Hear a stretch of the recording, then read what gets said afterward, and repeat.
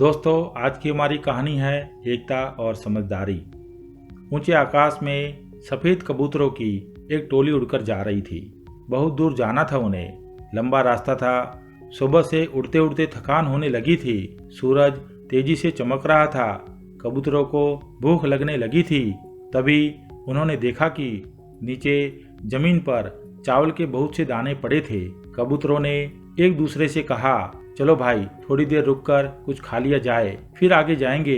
एक बुजुर्ग कबूतर ने चारों ओर देखा। वहां दूर दूर तक कोई घर या मनुष्य दिखाई नहीं दे रहा था। फिर चावल के दाने यहाँ कहाँ से आए? बुजुर्ग कबूतर ने बाकी कबूतरों को समझाया, मुझे लगता है कि यहाँ कुछ गड़बड़ है, तुम लोग नीचे मत उतरो। लेकिन किसी ने भी उसकी बात नहीं सुनी।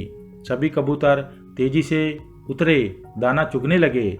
इतने बढ़िया दाने बहुत दिनों के बाद खाने को मिले थे। वे बहुत खुश थे। जब सभी ने भरपेट खा लिया तो बोले, चलो भाई, अब आगे चला जाए। लेकिन यह क्या? जब उन्होंने उड़ने की कोशिश की तो उड़ नहीं पाए। दानों के साथ साथ वहाँ एक चिड़ीमार का जाल भी था, जिसमें उनके पांव फंस गए थे। उन्हें अपनी गलती पर पछतावा हुआ। बूढ़ा कबूतर पेड़ पर बैठकर सब देख रहा था। उसने जब अपने साथियों को मुसीबत में देखा तो फौरन उड़ा और चारों ओर देखा।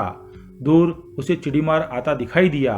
वह फौरन लौटा और अपने साथियों को बताया। सब वहां से निकलने का उपाय सोचने लगे। तब बूढ़े कबूतर ने कहा, दोस्तों, एकता में बड़ी शक्ति होती है। सब एक साथ उड़ोगे तो जाल तुम्हें रोक नहीं पाएगा।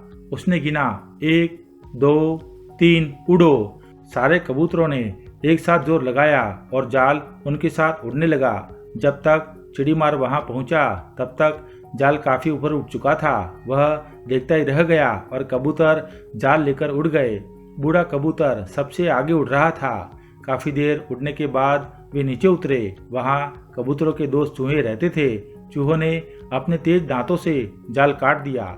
इस तरह बूढ़े कबूतर की समझदारी और साथ मिलकर काम करने से सभी कबूतर बच गए। इसलिए दोस्तों, कहा जाता है, एकता में शक्ति होती है, एकता में बल होता है। कहानी पसंद आई हो तो वीडियो को लाइक कर देना, और अगर आप नए हो तो चैनल को सब्सक्राइब भी कर देना। आप सभी दोस्तों का कहानी अंत तक सुनने के लिए बहुत बहुत धन्यवाद।